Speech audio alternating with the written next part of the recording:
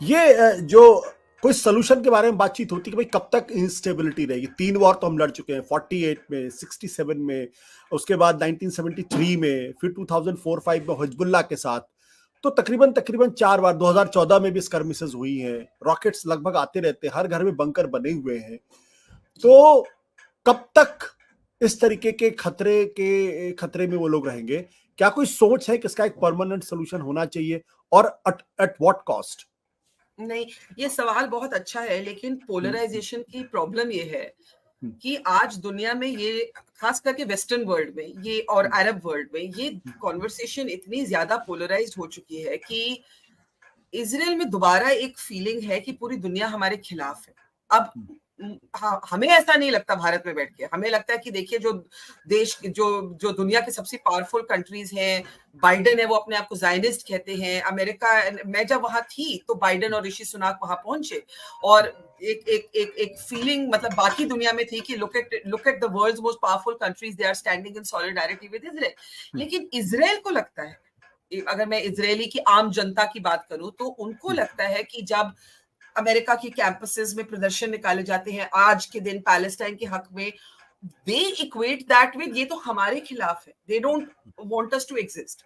दूसरा, वो बार बार हमास की चार्टर की बात करते हैं, वो कहते हैं हमास क्या नेगोशिएट करेगा, हमास के चार्टर में तो हम तो एग्जिस्ट ही नहीं करते, उनके लिए वो तो चाहते ही नहीं कि हम एग्जिस्ट करें। तो फिर बात वही आ जाती है कि जो मॉडरेट्स थे, जो एक पॉलिटिकल सेटलमेंट के लिए तैयार थे, उनको इजराइल की राइट विंग गवर्नमेंट ने स्ट्रेंथन नहीं किया बल्कि उनको वीकन किया गया।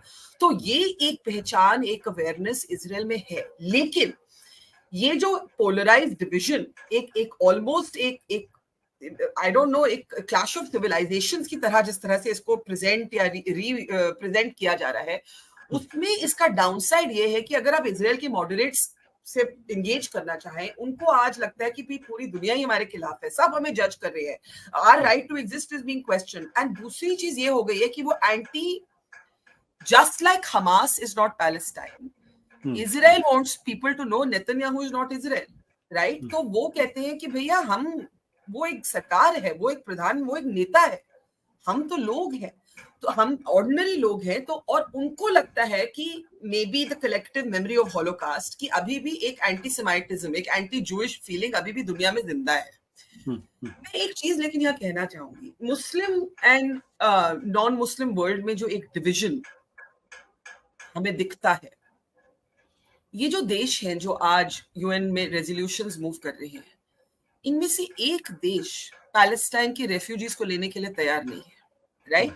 इजिप्ट के बॉर्डर तक के पास तक मैं गई, वहां पे पूरी वॉल है, पूरी वॉल है जहां पे ओवरलैप करते हैं गाजा के साथ।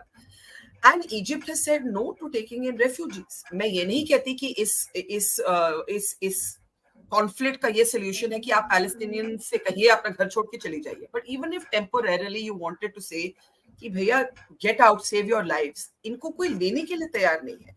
इससे आप कॉन्ट्रास्ट करिए Russia Ukraine, the West opened its doors and its homes for Ukrainian refugees. Who is ready to take in Palestinian refugees today? उनके साथ वाले देश नहीं तैयार।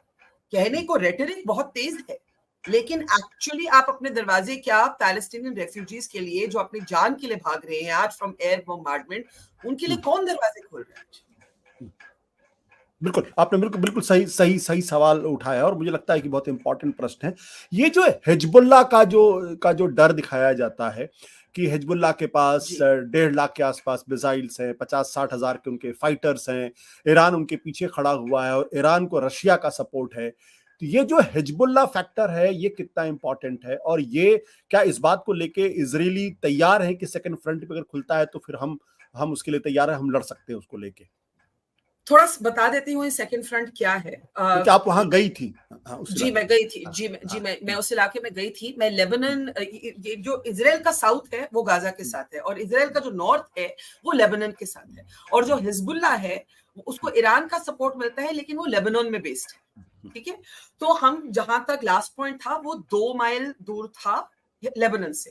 हम एक पहाड़ पे चढ़े और हम उस पहाड़ी पे खड़े थे, और बिल्कुल मतलब जैसे होता है कि भैया वहीं पे वो गांव लेबनान का था, और वहीं से वो जिसको कहते हैं एंटी टैंक मिसाइल। सो एक चीज तो सबसे इंपॉर्टेंट ये है कि जो रॉकेट गाजा से आते हैं वो इतनी effective, according to Israelis themselves, वो इतनी इफेक्टिव नहीं है जो हिजबुल्लाह दूसरी साइड से आती है। मतलब कहने का मतलब है कि Hezbollah has more sophisticated weapons than Hamas. उनके पास जो वेपनरी है, उनके पास जो मिसाइल्स हैं, रॉकेट्स हैं, वो ज्यादा हायर ग्रेड के हैं।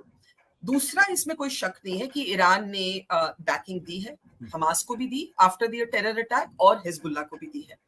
हिजबुल्लाह उनका एक पॉलिटिकल विंग भी है। लेबनान में ऐसे बहुत से पॉलिटिशियंस हैं जिनका लिंक है हिजबुल्लाह के साथ, और उनका मिलिट्री विंग भी है। ठीक है, हमास में भी यही हुआ। हमास ने 2006 या 2007 में चुनाव लड़े, और उनका भी एक पॉलिटिकल विंग भी है, उनका भी एक ब्रिगेड, हाँ मिलिट्री, वो ब्रिगेड्स कहते हैं अपने आप को। तो इजराइल में चाहे ऑफिशियली ये बात नहीं मानी जाए, अनऑफिशियली ये बात मानी जाती है कि ये जो टू फ्रंट कॉन्फ्लिक्ट है, ये इजरायली मिलिट्री को बहुत स्ट्रेच करेगा, खींचेगा। दूसरी बात जो इंपॉर्टेंट है, अगर ईरान इसमें फ्रंटली घुस गया तो अमेरिका दूर नहीं रहेगी। अमेरिका ने ऑलरेडी कह दिया है कि भाई अगर ईरान इसके बीच में आगे आकर खुलकर इसमें पार्ट लेता है तो हम भी, उन्होंने ऑलरेडी अपनी वॉरशिप्स, अपने लोग भेजे हुए हैं। अब बाइडेन की एक पॉलिसी रही है, बाइडेन चुनावी सीजन में है, याद रखिएगा, he does not really want to take America into another war, बल्कि बाइडेन ने तो अफगानिस्तान से भी अपने ट्रूप्स वापस ले लिए। उनका तो स्टेटेड पोजीशन है कि अमेरिका को दूसरी जगह की जंग लड़नी ही नहीं चाहिए। लेकिन अगर ईरान इन्वॉल्व हो जाता है तो अमेरिका बैठ नहीं पाएगा। सत्य हिंदी का ऐप डाउनलोड करें गूगल प्ले स्टोर पर।